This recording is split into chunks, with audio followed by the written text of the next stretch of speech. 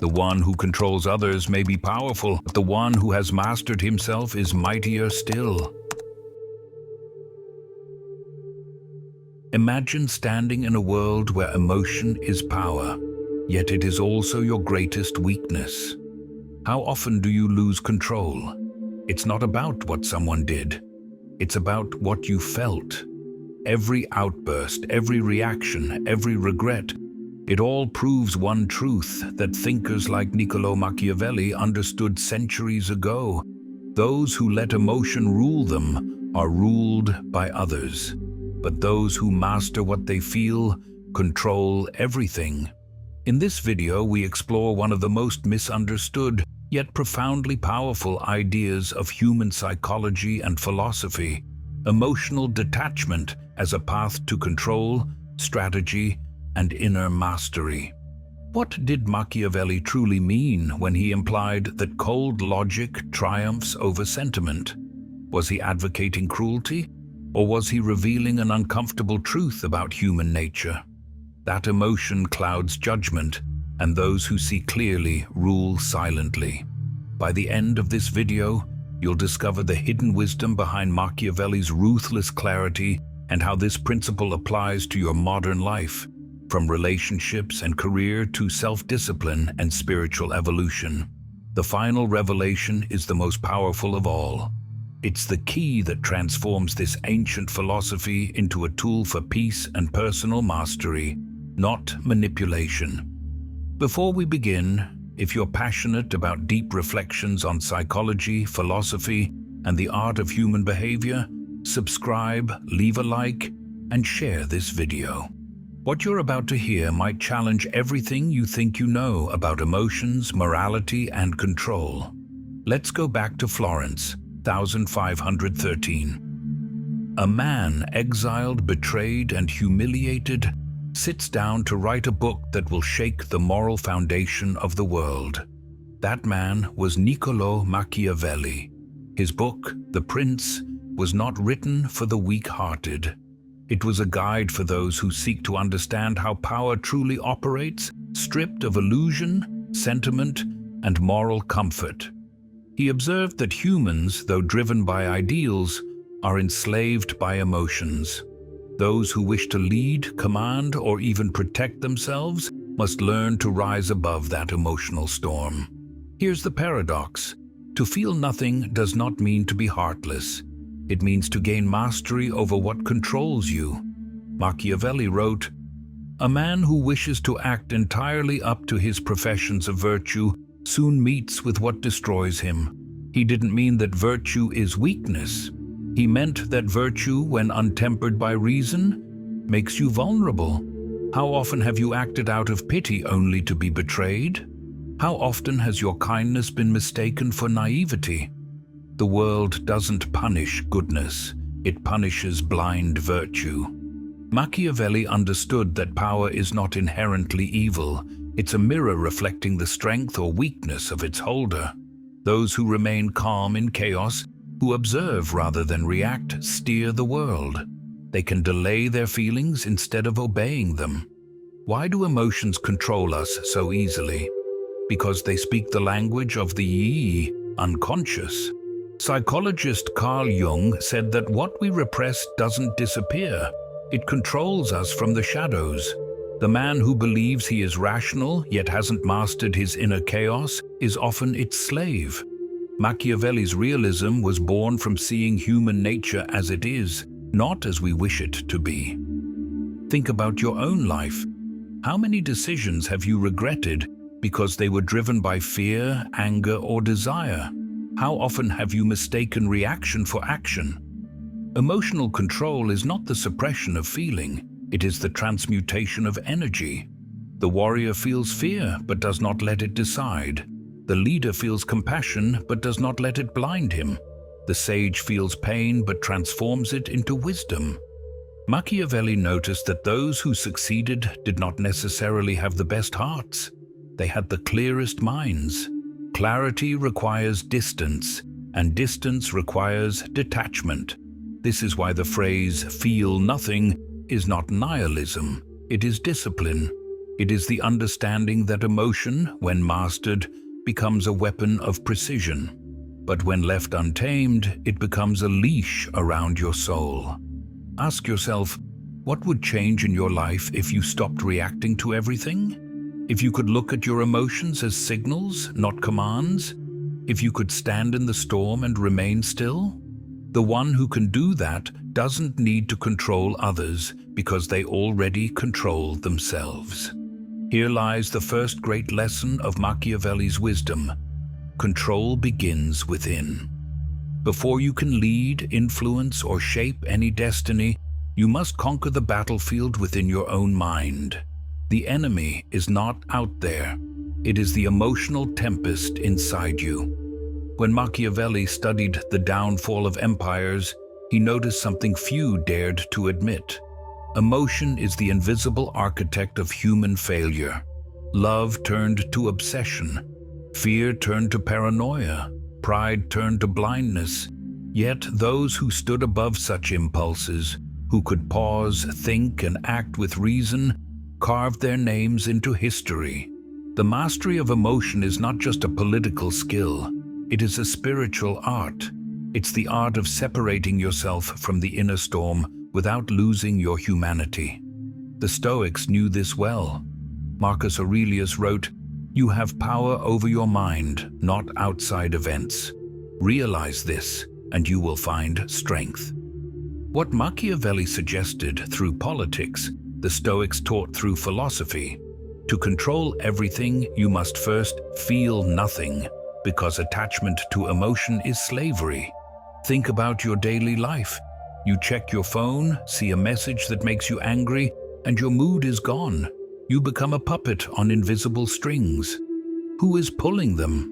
It's the emotion itself. You are reacting to a shadow. The moment you recognize this, a powerful shift begins. You are no longer the victim of emotion, but its observer. This is where Machiavelli's philosophy meets modern psychology. Neuroscience reveals that the emotional brain, the amygdala, reacts before the rational mind can respond. When we are angry, fearful, or infatuated, the prefrontal cortex, the part responsible for logic, shuts down. We literally lose the ability to think clearly. The one who pauses before reacting, who lets the emotional wave pass, gains something extraordinary: choice. And choice is power. Machiavelli understood this instinctively. He wrote that a ruler must appear compassionate, faithful, and kind, but never let those emotions dictate his actions. This describes emotional sovereignty.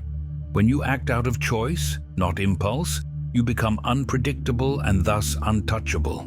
The manipulator can only control the emotional. The calm mind is a mirror in which deceit cannot hide. Look at Emperor Augustus of Rome. He inherited a shattered nation, yet through patience and emotional restraint, he built one of the longest-lasting empires. He forgave enemies he could have destroyed, waited years before taking revenge, and acted when others least expected it. His strength was not in force, but in timing. He ruled not because he felt nothing, but because he felt everything, and still chose to act from reason. This is the paradox. You cannot suppress what you do not understand. To master emotion, you must first witness it without judgment. Every emotion is a messenger. Fear says, protect yourself. Anger says something is unjust. Desire says something is missing. But the wise do not obey these voices blindly. They listen, learn, and respond consciously. Carl Jung once said, "Until you make the unconscious conscious, it will direct your life, and you will call it fate." What we call fate is often just emotional automation. When you keep falling for the same kind of person, it's not destiny, it's programming. Emotional control means rewriting that script. How do we begin to practice this Machiavellian stillness? 1. Awareness. Observe your emotions as if they belong to someone else. When anger arises, don't say, "I am angry." Say, "Anger is present."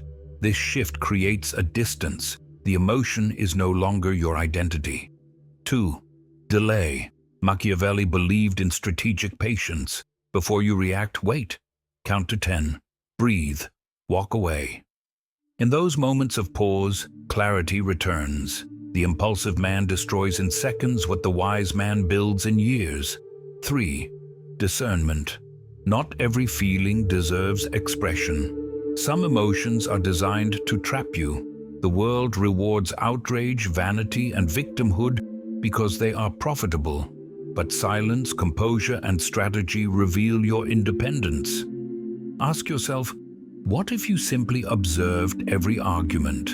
If instead of proving your worth, you acted with quiet confidence? Those who react are predictable. Those who remain centered, who respond rather than react, possess a power others cannot comprehend. The modern world glorifies feeling. Follow your heart. Speak your truth. Never hold back. But the ancients knew that unrestrained emotion is the beginning of chaos. To feel nothing doesn't mean to kill your heart. It means to free it from manipulation. Only a calm heart can love deeply. Only a steady mind can see clearly. The second great lesson of Machiavelli's wisdom is clear. Control isn't domination. It's liberation from yourself. When you stop being a slave to reaction, you begin to see life as it is, not as your emotions distort it. To truly understand Machiavelli's vision, we must move beyond the personal. Power has always been built on one principle: control perception, and you control reality. Emotions move crowds faster than truth ever could, and yet the ones who remain untouched by that same emotional tide become the true architects of destiny. Think of the greatest leaders: Alexander the Great, Napoleon, Queen Elizabeth II. What set them apart was their ability to remain composed while the world burned with passion. They used the emotions of others as instruments, but refused to let their own hearts dictate their actions. This is the essence of Machiavellian power: influence through detachment. Machiavelli never said one should lack emotion, only that one should never depend on it. He wrote that a wise ruler should not keep faith when such observance may be turned against him. This isn't cynical. It reflects a profound psychological truth. Those who rely on emotion, loyalty, or affection as their foundation of control will always be betrayed by them. Emotion is fleeting. Human nature is unpredictable. To control everything, one must build on something more stable than feeling: awareness. Machiavelli's genius was in recognizing human patterns. He observed that people crave certainty more than truth, comfort more than freedom, and the illusion of goodness more than the weight of reality. By appealing to these emotional instincts, rulers maintained order. Modern psychology echoes this. Emotion drives nearly all decision-making. The rational mind justifies what the emotional mind has already decided. Marketing, politics, religion, they are all systems of emotional influence. The powerful do not suppress emotion, they study it, they speak to it, they guide it. Can you learn to do the same? Not to manipulate, but to master your own responses to the world's emotional currents. If you can, you rise above the collective storm. You become, in the words of Nietzsche, the calm eye in the hurricane of existence. Consider how fear is used to control societies. Machiavelli warned that men are driven by two principal impulses: love and fear. But he noted that fear is more reliable because love is fragile. Ask yourself, how often are your own decisions driven by fear? Fear of rejection, fear of loss, fear of judgment. Every time you obey fear, you give away control. The modern world feeds this constantly: news headlines, social media outrage, economic anxiety. You are being trained to feel, not to think, to be ruled, not to rule. Emotional control becomes the last true rebellion. The Stoics called it apatheia. a state beyond passion, not of coldness, but of inner harmony. When you reach this state, the chaos no longer enters you. You see manipulation for what it is. The one who feels least in chaos becomes the anchor for everyone else. Control your emotions, and people will entrust you with theirs. This is not about tyranny. It's about freedom. When you no longer need others to validate your worth, you are no longer controllable. When you can face fear and remain steady, the world cannot shake you.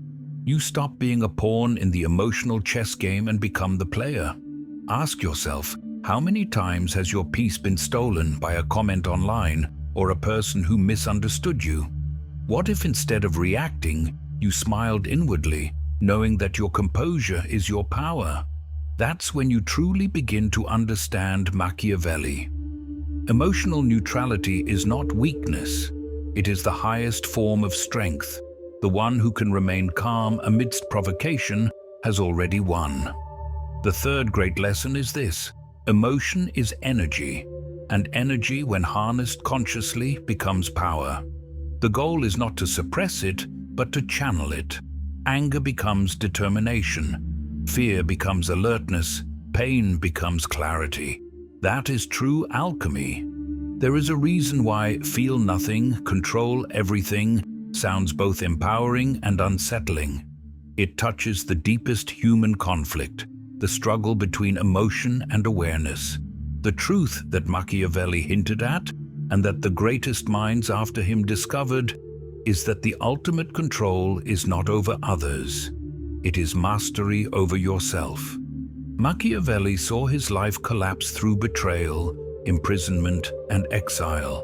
He turned his suffering into clarity. The prince was born not from ambition, but from observation. He saw how power belonged not to the strongest, but to the most composed. What Machiavelli described as a strategy for rulers, the mystics described as a path to enlightenment. The Buddhist seeks detachment from desire.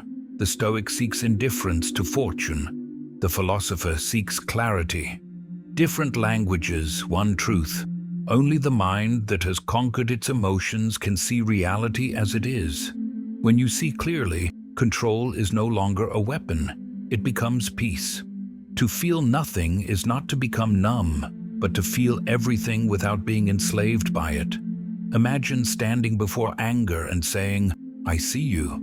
Facing fear and saying, "You will not move me." Meeting sadness and whispering, "You may stay, but you will not rule." That is true control, not coldness, but consciousness. The final step in this journey is that control, when fully mastered, dissolves. The one who truly controls no longer needs to control. When you stop being moved by the chaos of others, the world stops being your battlefield and becomes your reflection. As Epictetus said, "No man is free who is not master of himself." Freedom and control are not opposites. They are the same realization seen from different sides. Control is the beginning. Freedom is the end. When you react, you are a prisoner.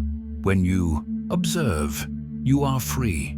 When you no longer need the world to be any different from what it is, you move from control to command. You become unshakable, untouchable, unmanipulable. The one who cannot be provoked cannot be defeated. Look at the masters: Buddha, Jesus, Marcus Aurelius, Viktor Frankl. Each faced unimaginable trials, yet remained calm. Their peace was supreme control. Frankl, imprisoned in a concentration camp, wrote, "Everything can be taken from a man but one thing, the last of the human freedoms, to choose one's attitude in any given set of circumstances." That is what it truly means to control everything. You become like the mountain that watches storms pass, knowing none of them can alter its shape. Ask yourself now, how different would your life be if you mastered this? If every emotion became an opportunity for awareness instead of reaction? That is when the shift happens. Power over others is small. Power over yourself is infinite. Machiavelli's words were never meant to turn you into a tyrant. They were meant to awaken the sovereign within you. To feel nothing is not to be empty, but to be full of presence. To control everything is not to rule the world, but to rule your mind. The true meaning of feel nothing, control everything, is not manipulation. It is mastery. It is the path from reaction to awareness, from dependence to strength, from illusion to truth. The world belongs to those who remain calm when others lose themselves. The one who feels deeply yet shows restraint, who acts with patience when others rush, who observes instead of reacts. That is the one who truly commands the world. In the silence between feeling and control lies your greatest power. Master it, and no chaos, no betrayal, no storm can touch you again.